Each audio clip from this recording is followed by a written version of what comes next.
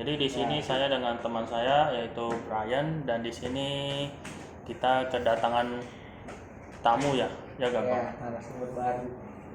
Ya perkenalan diri dong. Iya. Ya, Ya. kenalkan nama saya Michael dari Semarang.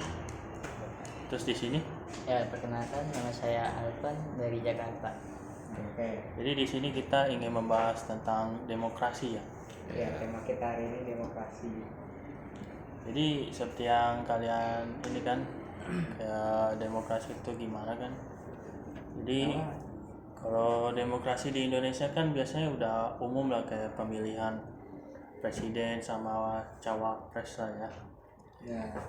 Terus nggak beda jauh juga sama yang di sekolah kan, kayak OSIS gitu, pemilihan ketua gitu kan. Ya, Nah secara singkat tuh demokrasi itu emang kayak gimana? oke. Menurut saya itu demokrasi kayak sebuah sistem pemerintahan. Dia memilihnya itu dari rakyatnya, dari tangan rakyatnya. Untuk memilih presiden dan wakil presiden itu harus dilihat dari visi misi mereka. Periode pekerjaan mereka itu benar atau tidak, atau kayak cuman janjinya doang atau cuman ngomong doang gitu. Ya kalau mau nyari presiden dan wakil presiden itu ya harus mereka bener-bener sebelum mereka jadi presiden dia ada hasil kerja mereka gitu. Kayak misalkan contoh ya, Ya, misalkan jadi presiden, ya, Ya. misalkan presiden, progres kerja dia itu nggak ada hasilnya nih, misalkan ya, misalkan. Nah, rakyatnya ini memilih dan visi misinya itu dia visi misi itu ada di selembaran itu kan untuk memilih dia. Tapi di semua media sosial membahas ini bahwa sifatnya ini kayak menjelekkan Jakarta gitu. Kayak saat perdebatan suara itu kan sama itu kan terlupa kan. berarti kalau misalnya ada salah satu calon gitu yang udah terpilih kan, terus tidak melaksanakan tugasnya, berarti itu bisa dicabut gitu ya. Dipecat. Kalau untuk dipecat atau tidaknya sih kurang tahu ya. Ya kalau udah terpilih jadi presiden ya sudah, terima saja, kayak nasi sudah menjadi bubur. Yang sudah jadi presiden tidak bisa untuk dicabut, karena untuk pencabutan jabatan itu bukan dari kayak presidennya sendiri. Saya lihat-lihat dari media sosial sih ya kurang tahu atau gimana, dari DPR-nya bisa dicabut dari MPR. Ya itulah. Oh, berarti seperti itu ya secara umum ya demokrasi yang di Indonesia ya. Bagaimana Bang?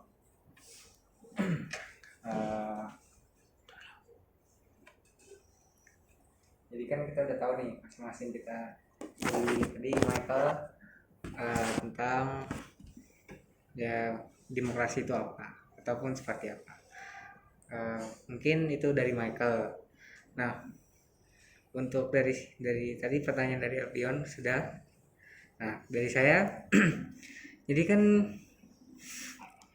di sekolah itu ada demokrasi juga ya, seperti pemilihan OSIS ataupun top kelas.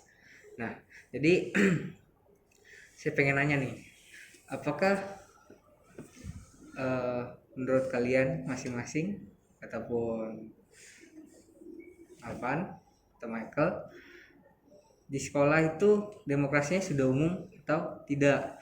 Seperti kan kalau di umum kan pemilihannya pemilihan presiden sama cawapres, itu kan harus ada TPS-nya terus banyak. Nah kalau di sekolah kan ya cuma satu tempat gitu. Nah jadi demokrasi di sekolah itu udah umum belum sih? Menurut saya itu demokrasi di sekolah itu hmm, Ayo apa? demokrasi di sekolah itu sudah karena sudah menjadi hal yang umum di banyak negara, karena di setiap sekolah itu juga suka mengadakan pemilihan ketua OSIS, ketua kelas. Kalau demokrasi di sekolah juga demokrasinya itu hanya mencakup di sekolah gitu aja, seperti kayak guru, kepala sekolah, dan murid-muridnya. Di saya sih pengetahuan saya. Oke. Jadi Oh, berarti seperti itu ya kalau di sekolah secara umum ya. Berarti kalau misalnya di dalam sekolah itu kan banyak peraturan kan. Jadi kalau secara umum kan peraturannya pasti udah beda lah sama di sekolah tuh. Ya. Jadi perbedaannya tuh seperti apa kalau demokrasi umum yang di Indonesia sama yang di dalam sekolah gitu? Jadi gimana Bang Michael Lee? Oke. Kalau di umum itu kan peraturannya kan banyak ya. Ya, Dari setiap kecamatan pasti berbeda-beda peraturan. Nah, kalau di sekolah itu hanya beberapa peraturan saja, kayak ada murid yang keluar kelas tanpa ada guru masuk. Misalkan jam pelajarannya itu bahasa Indonesia, guru bahasa Indonesianya lagi tidak ada nih. Nah, satu kelas itu pasti ada anak yang keluar kelas atau kuesionya barengan. Ya, itu. Ada juga kayak dia tuh keluar atribut sekolahnya nggak lengkap. Misalkan kalau hari Rabu tuh ada pakai kacu ring, terus pakai tali kur sama gesper sama kaos kaki hitam. Misalkan kaos kaki dia itu warnanya putih, dia nggak pakai tali kur sama ini ya, ikat pinggang kan. Nah, guru piketnya misalkan dia ngelihat muridnya itu nggak, atributnya nggak lengkap, pasti guru itu akan menegurnya. Terus gurunya itu nggak hanya melihat atributnya aja yang nggak lengkap. Misalkan kuku dia panjang nggak dipotong, atau rambutnya udah melewati batas alis, menutupi telinga, dan atau mungkin seragamnya misalnya hari Rabu, tapi dia pakai seragam hari Kamis, batik putih. Jadi itu kayak semacam dia itu tidak mengikuti peraturan sekolah. nah, berarti kalau misalnya ada salah satu aturan yang tidak dilaksanakan itu sekolahnya tuh jadi gimana gitu? Untuk masalah sekolahnya sih ya nggak ini ya, kayak akreditasinya itu nggak menurun ya, cuman kayak hanya menegur siswa itu agar kayak selalu bisa lebih disiplin lagi. Nah, jadi itu berhubungan nggak dengan demokrasi OSIS yang di sekolah? Harusnya sih ya berhubungan, cuman Karena di setiap OSIS kan aturannya kan ada gitu. aturan di setiap OSIS itu kan kalau ada rapat OSIS ya untuk membahas event, ada anggotanya itu tidak hadir atau dia nggak izin dulu nih sebelumnya untuk nggak hadir rapat tersebut. Nah, ketua OSIS dan wakil ketua OSISnya bakal mencari dia dong, atau kontak orang ini yang nggak hadir. Nah, pas ketua OSISnya ini mengkontak anggota ini nggak hadir di rapat tersebut, pasti anggotanya bilang, aduh lupa bilang maaf ya. Pasti dia akan melakukan berulang-ulang terus sampai ya untuk penentuan dari ketua OSISnya sih bisa dicabut jabatannya dari OSIS, dia akan dikeluarkan gitu.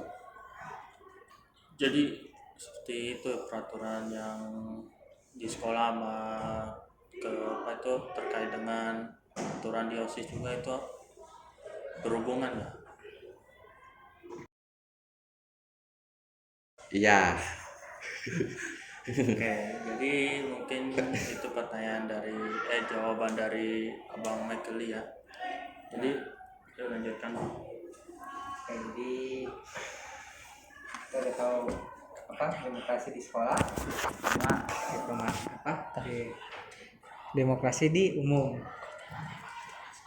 Keduanya mungkin memang berbeda tapi tujuannya sama, yaitu memilih seorang pemimpin. Nah, jadi